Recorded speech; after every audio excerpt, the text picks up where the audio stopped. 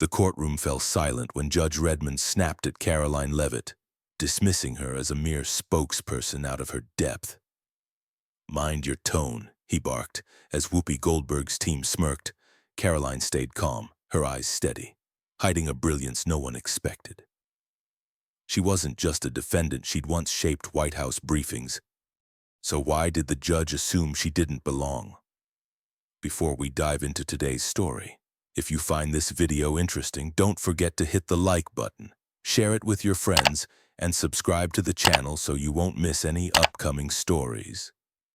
You're also welcome to leave a comment and share your thoughts. Every piece of feedback is truly valuable in helping Crossfire Justice improve. Thank you so much for always being with us. And now, let's jump into this thrilling and unexpected story together. The New York Federal Court was a place of polished wood and hushed voices, but today it carried a different weight, like the air before a storm. Karoline Leavitt stood at the defendant's table, her hands gripping a thin stack of notes, her eyes steady despite the tremor in her chest. She was here because of a single press briefing, words twisted into a lawsuit by Whoopi Goldberg, who sat across the room, her presence commanding the gallery's attention. They said Karoline had defamed her, but the real sting came from the bench. Judge Charles Redmond, his glasses perched low, didn't wait long to show his hand. "Miss Leavitt," he said, his voice sharp enough to cut through the room's murmur. "This is a courtroom, not a press conference. Mind your tone." It wasn't just a warning, it was a dismissal, a signal to everyone that she didn't belong. Karoline's lips parted, ready to respond, but the judge raised a hand, silencing her before she could begin. The gallery reporters, onlookers, a few suited lawyers shifted in their seats, some whispering, others scribbling. Whoopi's legal team exchanged a glance, their smirks barely hidden. They smelled blood, and the judge seemed ready to hand them the knife. If you've ever been shut down before you could explain yourself, you know how that moment burns. Karoline's face stayed calm, but her fingers tightened on her notes, the edges crinkling under her grip. She wasn't just a former White House spokesperson, she was a woman who'd faced rooms like this before. Rooms where power tilted against her, but today felt heavier, the unfairness sharper. The judge's interruptions came fast, cutting her off mid-sentence, questioning her credentials, even fining her for disrupting decorum when she tried to clarify a point. Each word from Redmond was a brick, building a wall between Karoline and her chance to be heard. The gallery watched, some nodding along with the judge, others frowning, sensing something off. A young woman in the back, a reporter with a notepad, scribbled furiously, her eyes flicking between Karoline and the bench. Whoopi sat poised, her expression unreadable, but her lawyers leaned forward, eager to press their advantage. They painted Karoline as reckless, a loose cannon who'd slandered a public figure without cause. The judge nodded along, his pen tapping a rhythm that matched their accusations. Karoline's heart pounded, not from fear but from the weight of being misjudged. She'd prepared for this, spent nights poring over legal texts, but preparation meant little when the room was already against her. She glanced at her phone, tucked beside her notes, its screen dark but holding a notification she hadn't yet checked. It was a small thing, a flicker of hope she couldn't quite name. The unfairness wasn't just in the judge's words, it was in the way the room seemed to lean toward Whoopi, toward power, toward the story they'd already decided was true. Karoline's past, her years in the White House. Her quiet competence felt invisible here, buried under the judge's gavel and the gallery's whispers. She stood alone, her navy blazer a stark contrast to the room's grandeur, her voice silenced before it could rise.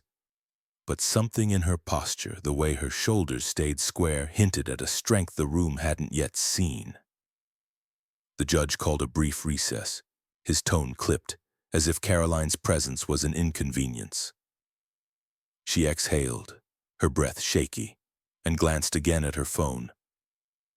The notification's glow was faint, but it was there. A promise of something waiting to shift the tide. As the gallery filed out, the young reporter lingered. Her eyes locked on Karoline, her pen still moving across her notepad. Something was brewing, and Karoline felt it, even if she couldn't yet name it. The anteroom of the New York Federal Court was a quiet corner, tucked away from the courtroom's buzz, with its gray carpet and flickering fluorescent lights. Karoline Leavitt sat alone on a wooden bench, her navy blazer folded neatly beside her. Her fingers traced the worn edges of an old press pass, its embossed White House seal catching the dim light.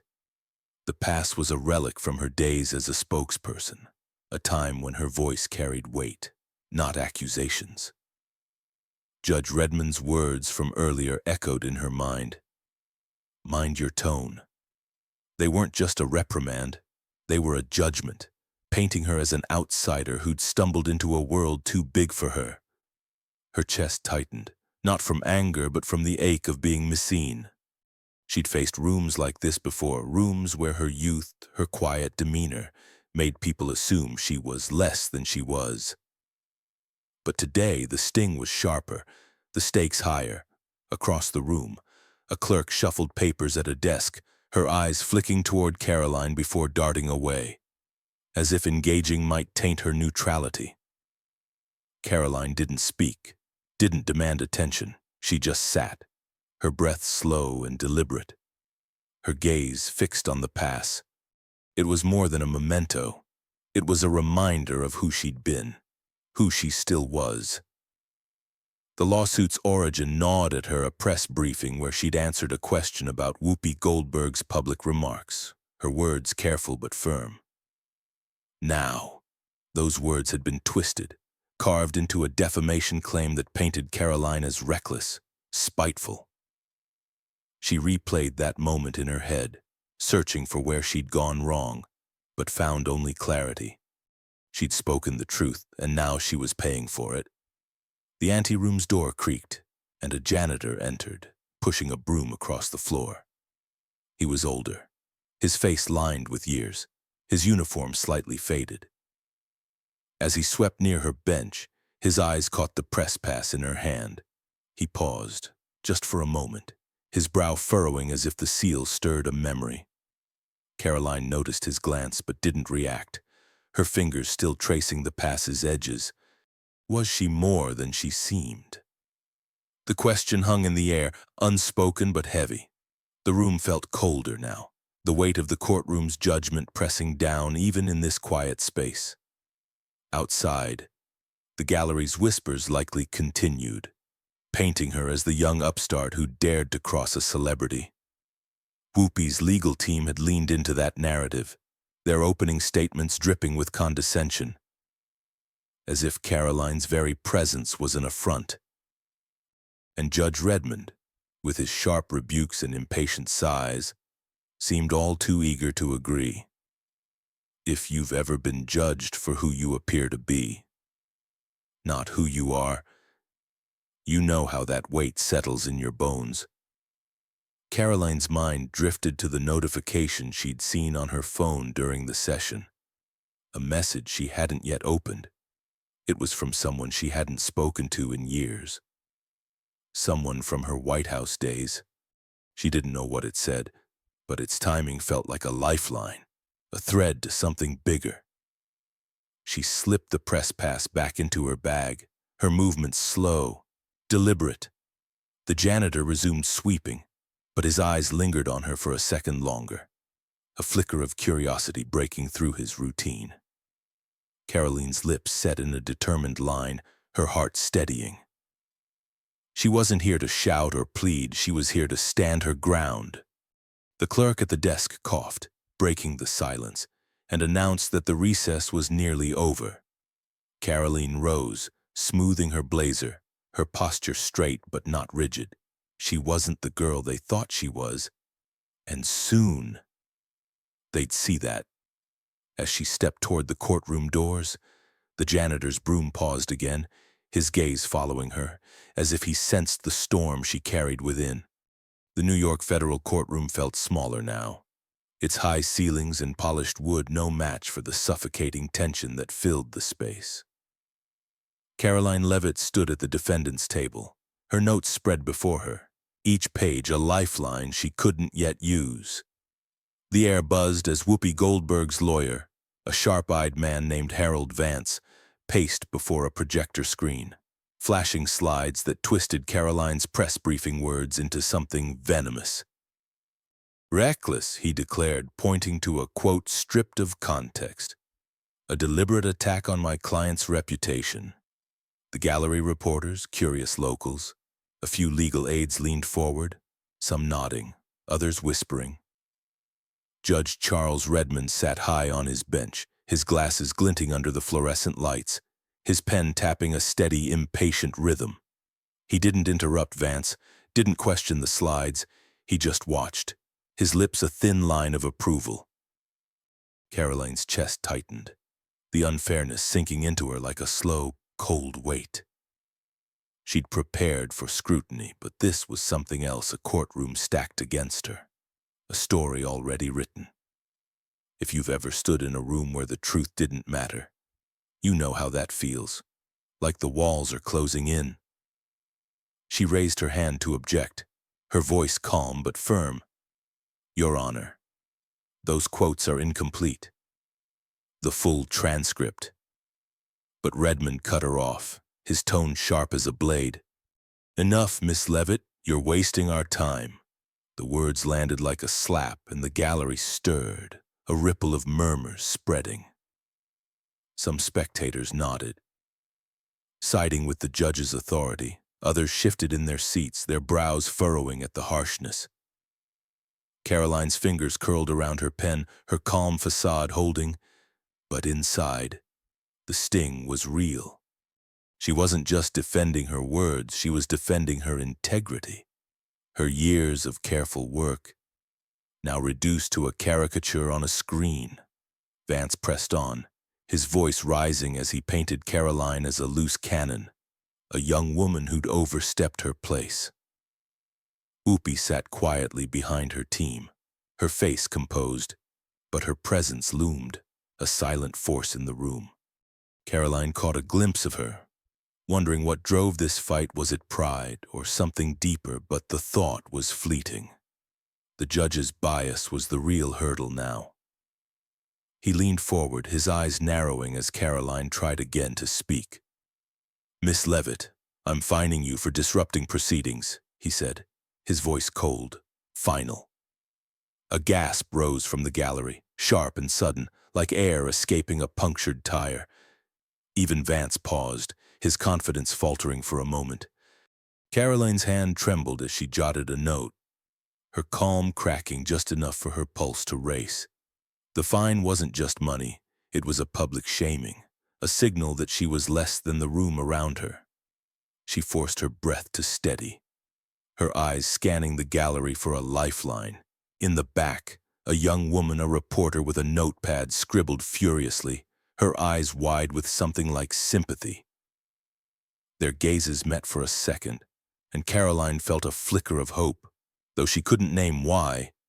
The reporter's pen moved faster, as if she'd caught a thread others had missed. Karoline's mind raced, replaying the judge's interruptions, Vance's distortions, the gallery's divided reactions. She wasn't naive. She knew courtrooms could be theaters of power. But this felt personal, as if Redmond saw her as a challenge to his control. Her White House days had taught her to navigate tough rooms, but this was a different beast here. Her past seemed to count for nothing. She glanced at her phone, still tucked beside her notes. Its earlier notification, a quiet promise she hadn't yet explored. The judge's pen tapped again, a metronome of disdain, as Vance wrapped up his presentation with a flourish, calling Karoline's actions a blight on public discourse. The gallery murmured, some clapping softly, others shaking their heads. Karoline sat taller, her jaw set, refusing to shrink. She wasn't here to beg, She was here to be heard, even if the room wasn't ready. The judge called for a brief pause. His tone clipped, as if Karoline's presence was a burden. As the gallery began to stir, the young reporter slipped out, clutching her notebook like a lifeline, her steps quick and purposeful. Karoline watched her go, her heart pounding with a mix of dread and anticipation, as if something critical was about to break. The New York federal courtroom was a theater of shadows, its high windows letting in slants of gray winter light that barely warmed the polished wood. Karoline Leavitt stood at the defendant's table, her navy blazer a quiet contrast to the room's grandeur, her hands steady as she faced Judge Charles Redmond's unyielding stare. The gallery reporters, onlookers, a few restless lawyers watched with a mix of curiosity and skepticism, their whispers a low hum behind her. She'd been painted as reckless, a young woman who dared to cross Whoopi Goldberg, and the judge's earlier fines and interruptions had cemented that narrative. But now, it was her turn to speak, and the weight of that moment settled in her bones. Her heart thudded, not from fear but from the clarity of what she had to do.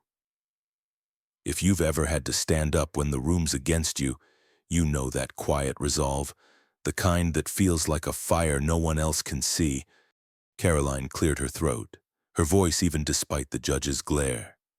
"Your Honor, I'd like to present evidence that clarifies my statements," she said, producing a small flash drive from her folder. The gallery stirred, a ripple of surprise breaking the tension. Judge Redmond leaned forward, his glasses catching the light, his lips curling slightly. "You expect us to trust your evidence, Miss Leavitt?"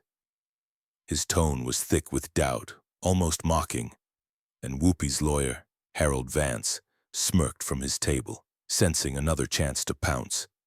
But Karoline didn't flinch. She met the judge's eyes, her gaze steady, unyielding.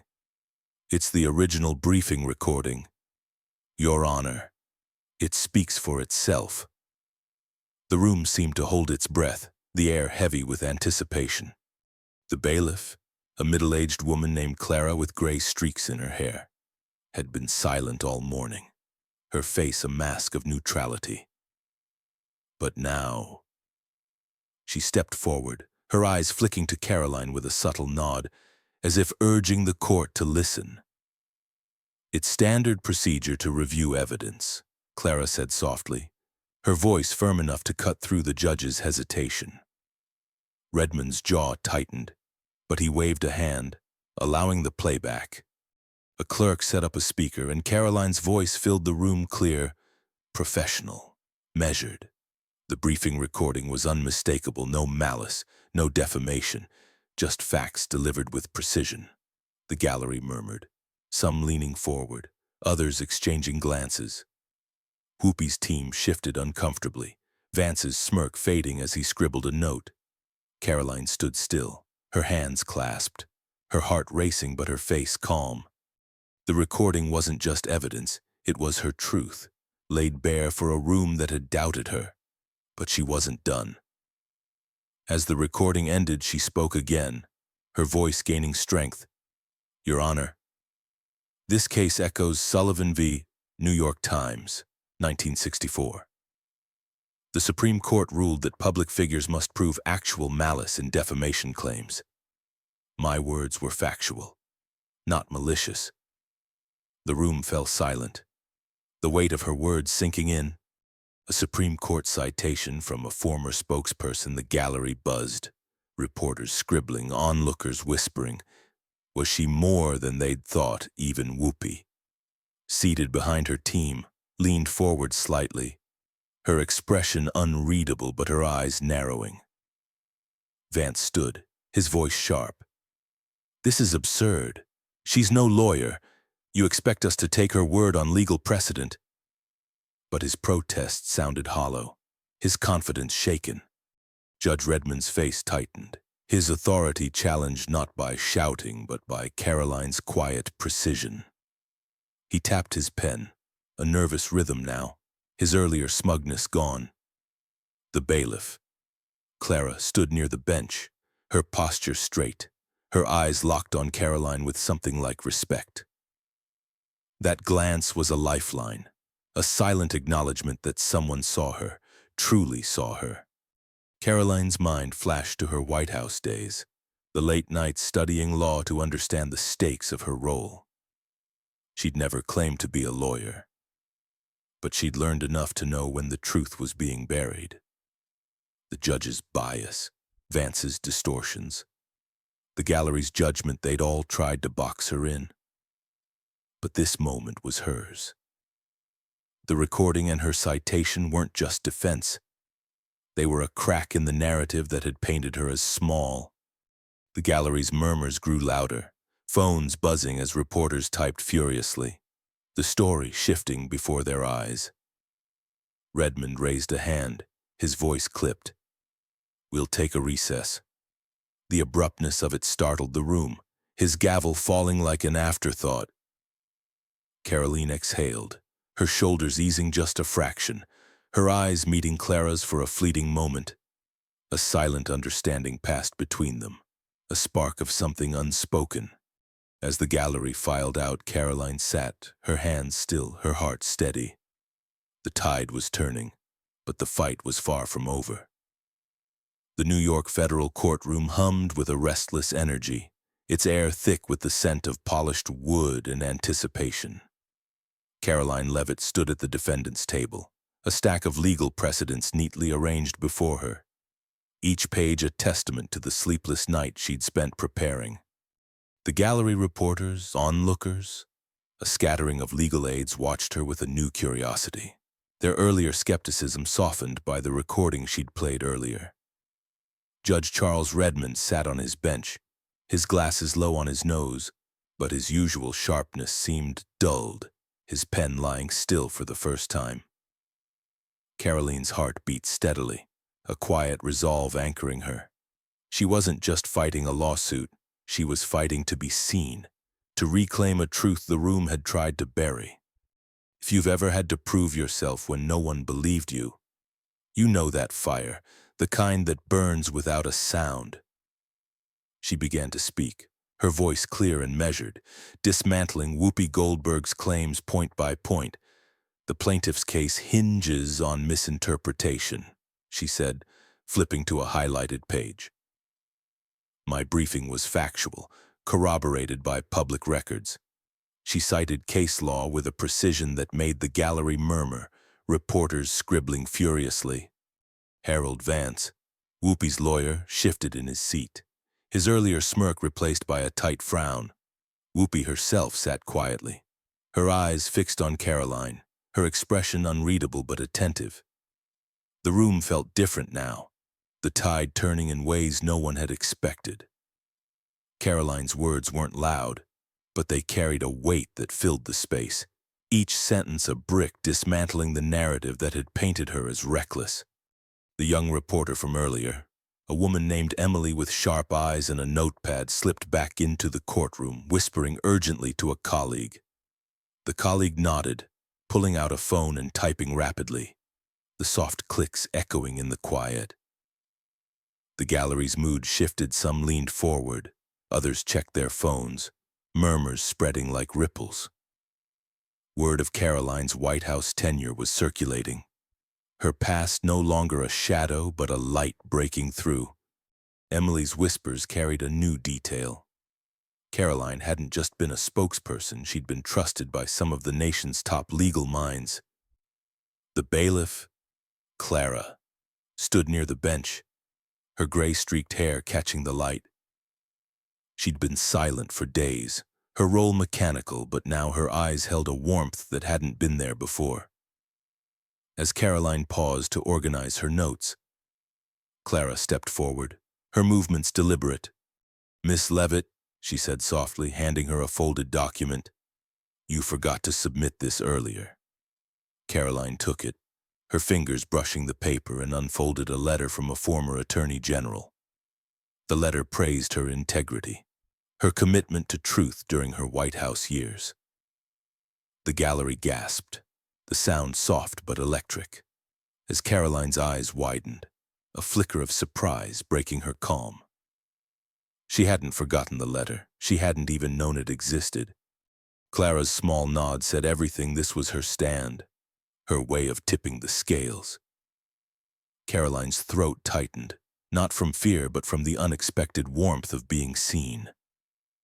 Judge Redmond tried to interrupt, his voice rising. "This is irregular. Where did this come from?" But his words lacked their earlier bite, his authority fraying as the gallery's attention stayed on Karoline. Clara stood firm, her face unyielding. "It's part of the record, Your Honor," she said, her tone leaving no room for argument. The judge's hand hovered over his gavel, his eyes darting to the gallery, where phones were now out, capturing every moment. The first climax hit Karoline's evidence, the recording, the precedents. Now the letter seemed to clear her, the room tilting in her favor. But Vance leapt to his feet, his voice sharp. "We demand a mistrial. The recording's admission was biased, and this letter is unverified." His words were desperate, a last grasp at control, but they only fueled the gallery's buzz. Whoopi's team huddled, their whispers frantic. As the crowd outside the courtroom grew, their voices a low hum through the heavy doors. Phones lit up with notifications, Emily's tweets spreading like wildfire, framing Karoline as a voice of truth against a biased system. Karoline stood still, her hands clasped, her heart pounding but her face serene. She wasn't here to gloat. She was here to stand, to let the truth breathe.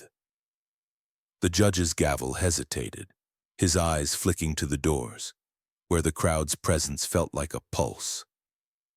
Clara stepped back, her job done, but her eyes stayed on Karoline, a silent promise that she wasn't alone. The room was alive now, the wind shifting, and Karoline felt it, even as the fight loomed larger. Redmond's hand trembled slightly, his gavel still raised, as if he sensed the ground slipping beneath him. The New York federal courtroom crackled with an energy that felt alive, its walls seeming to pulse with the weight of what was unfolding. Karoline Leavitt stood at the defendant's table, her navy blazer slightly creased from hours of standing, her hands steady as she held a second flash drive, smaller than the first but heavy with consequence. The gallery reporters, onlookers, a few wide-eyed interns sat on the edge of their seats, their phones glowing with notifications as the story spilled beyond the room. Judge Charles Redmond gripped his gavel, his knuckles pale, his earlier confidence unraveling. Karoline's heart beat a steady rhythm, not from triumph but from the clarity of her choice. She could have stayed silent, let the lawsuit fade into a quiet settlement, but silence wasn't her way, not when the truth was at stake. If you've ever faced a moment where speaking up could cost you everything, you know that quiet courage, the kind that feels like standing against a storm. She spoke, her voice calm but unwavering. "Your Honor, I have one more piece of evidence, a recording of a call between the plaintiff's legal team." The gallery gasped, a sharp intake of breath that seemed to suck the air from the room. Harold Vance, Whoopi's lawyer, shot to his feet, his face flushed. "This is outrageous. Unauthenticated evidence has no place here," but his protest was drowned by the gallery's murmurs, their attention locked on Karoline. Judge Redmond's eyes narrowed, his voice sharp. "Miss Leavitt, you're pushing the limits of this court's patience." Yet his tone wavered, as if he sensed the ground shifting.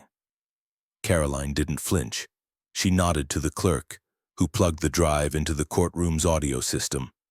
The recording crackled to life, and Vance's voice filled the room, smug and unguarded. "We stretched the defamation angle. It's good press for her. Leavitt's nobody. She won't fight back."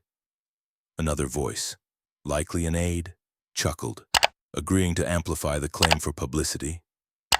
The gallery erupted, gasps turning to shouts, phones raised to capture the moment. Whoopi's face tightened, her poise cracking as she leaned toward Vance, whispering furiously.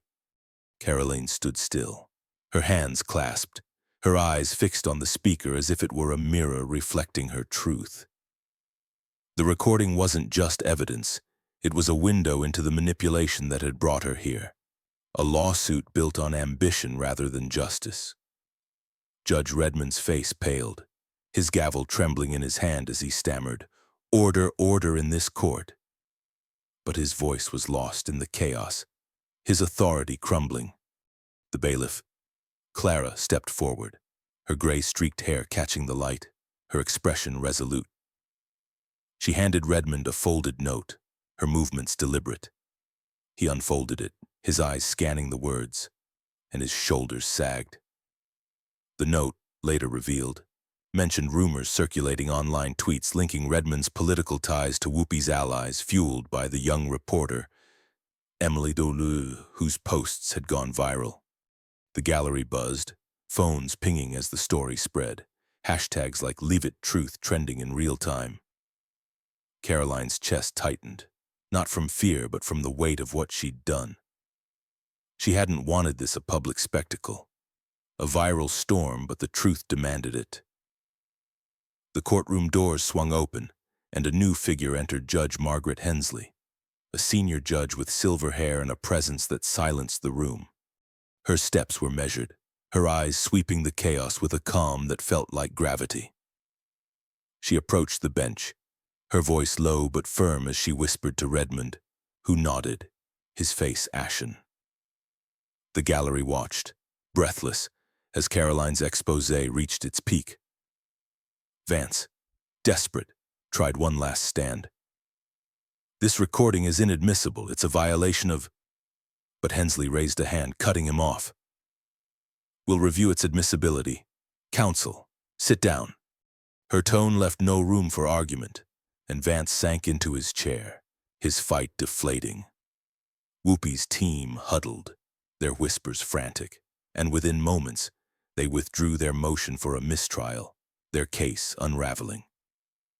The crowd outside the courtroom, now swelling, chanted Karoline's name, their voices a muffled roar through the heavy doors. Phones flashed, capturing the moment, the story no longer confined to this room. Karoline sat, her hands steady, her breath even. She hadn't shouted, hadn't raged. She'd simply let the truth speak. That was her power, the kind that didn't need volume to be heard. Clara stood near the bench, her eyes meeting Karoline's with a quiet pride, a nod that said she'd been right to stand with her. Hensley's presence was a turning point, her authority a shield against Redmond's bias. The climax wasn't just the recording, it was the moment the room saw Karoline for who she was, a woman who'd faced a storm and held her ground. As Hensley whispered again to Redmond, his shoulders slumped, his defeat etched in the lines of his face. Karoline's eyes drifted to her phone, still tucked beside her notes, its earlier notification a distant memory now. Whatever it held, it couldn't match this moment, this truth laid bare. The New York federal courtroom, once a crucible of tension, seemed to exhale as the storm of accusations settled into a fragile calm. The high ceilings and polished wood felt less imposing now, bathed in the soft glow of late afternoon light filtering through tall windows. Karoline Leavitt sat at the defendant's table, her hands folded, her navy blazer slightly rumpled from the long day.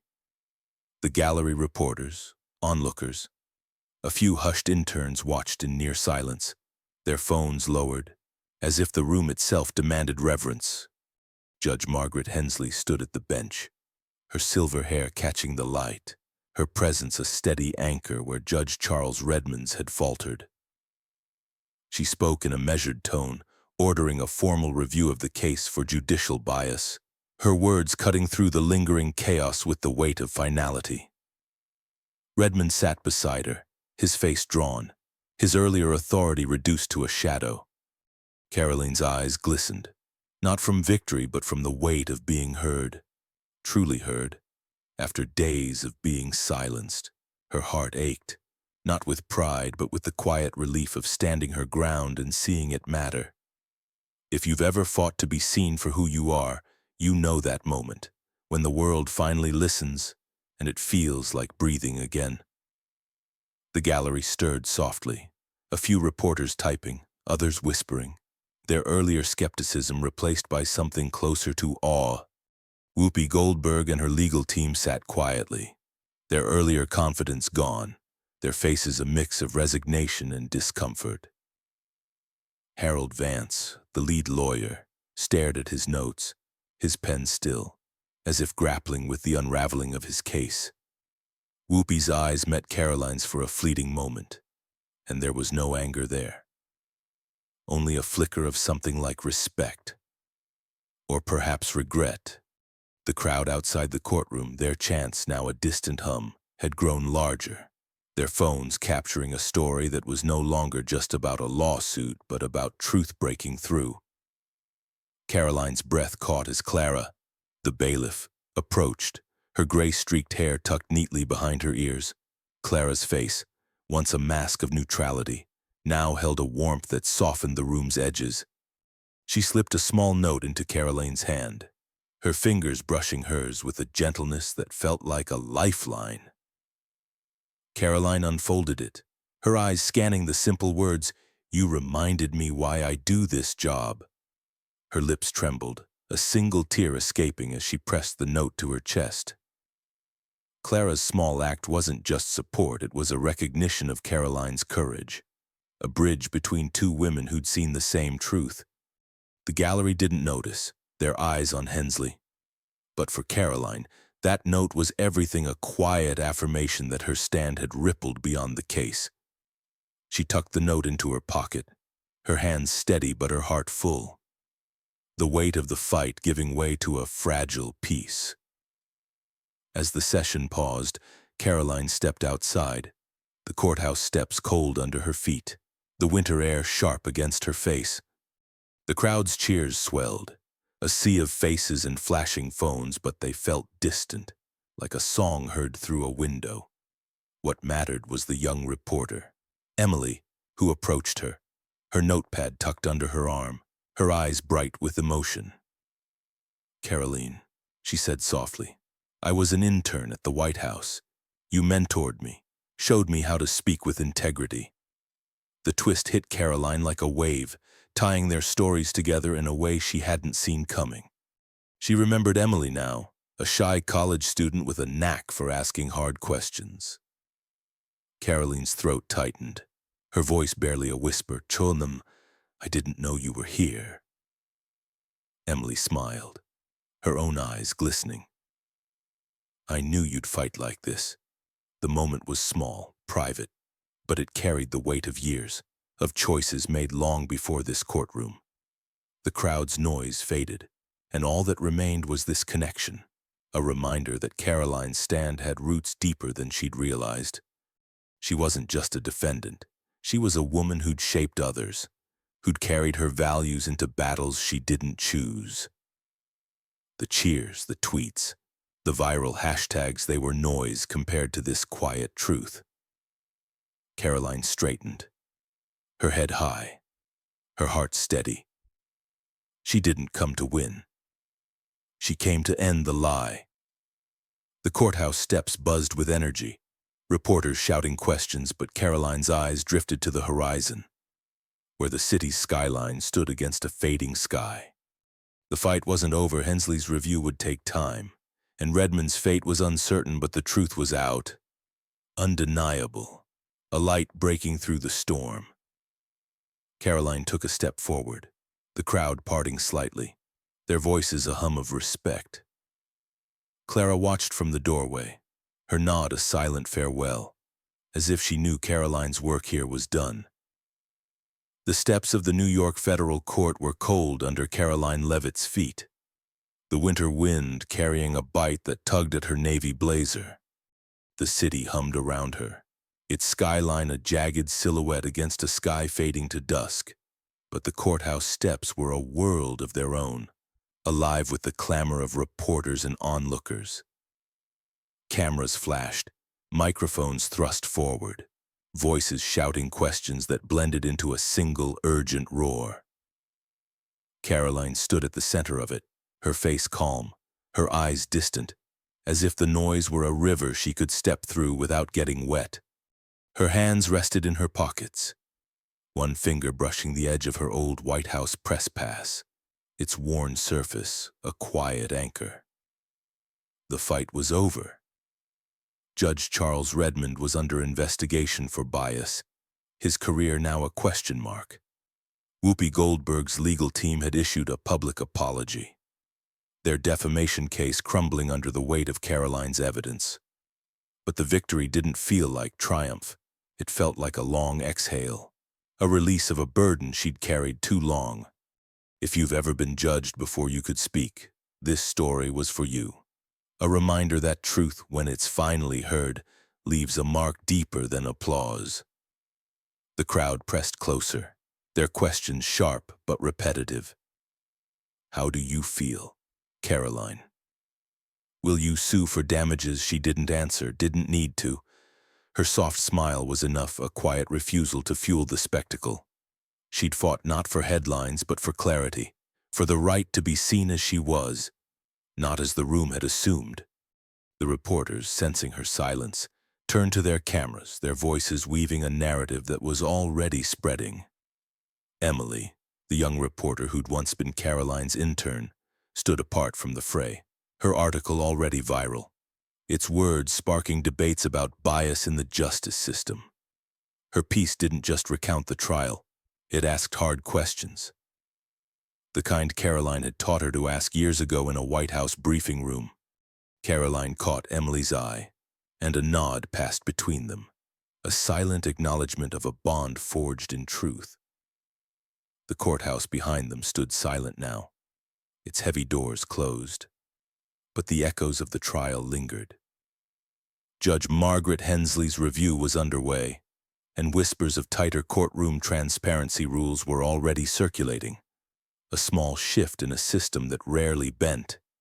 It wasn't a revolution, not yet, but it was a start, a crack in the foundation of unfairness. Karoline's role in that change wasn't loud. She hadn't shouted from the steps or demanded reform, but it was real, etched in the choices she'd made, the evidence she'd presented, the courage she'd shown. She thought of Clara, the bailiff, whose note still rested in her pocket, its words a quiet gift. You reminded me why I do this job. That note, more than the crowd's cheers, was what Karoline carried with her now, a reminder that her stand had touched lives in ways she hadn't expected. The crowd began to thin, some drifting away, others lingering to snap photos of the courthouse, as if it held the story's heart. Karoline's gaze drifted to the street, where a yellow cab waited, its driver leaning against the hood, watching the scene with mild curiosity. She took a step toward it, the reporters parting reluctantly, their questions trailing off. The city's pulse felt different now, as if it were questioning itself, its fairness, its rush to judge. Emily's article, shared and reshared, was doing what Karoline's evidence had done in the courtroom, lighting a spark, asking people to look closer, to see beyond the surface. Karoline didn't need to speak to the cameras. Her silence was louder, a testament to the truth she'd laid bare. She hadn't come to tear anyone down, not Whoopi, not Redmond, not the system itself. She'd come to stand, to let the truth breathe. And in doing so, she'd shifted something larger than herself. The cab door opened, and Karoline slid inside, the leather seat cool against her back. The driver glanced at her in the rearview mirror, his eyes kind but uninterested in the chaos outside. "Where to?" he asked, his voice a soft Brooklyn drawl. Karoline paused, her fingers brushing the press pass again, its seal a memory of who she'd been and who she still was. "Just forward," she said, her voice steady, a smile tugging at her lips. The cab pulled away, the courthouse fading in the distance, its steps now empty but its story alive in the city's veins. Truth doesn't whisper. It's loud when someone dares to say it. Karoline leaned back, the city's lights blurring past, her heart quiet but full. the echo of her courage lingering like a sunset's glow. Caroline's hand lingered on the cab door, the city's hum fading as she glanced back at the courthouse steps, now empty. The wind carried a quiet resolve, like justice settling softly. Did the truth need to shout to be heard? It was there, in her steady gaze, a light no one could dim. Sometimes, the loudest victories are the ones that leave you silent, reflecting. Courage doesn't always roar, it stands, unwavering, until the world takes notice.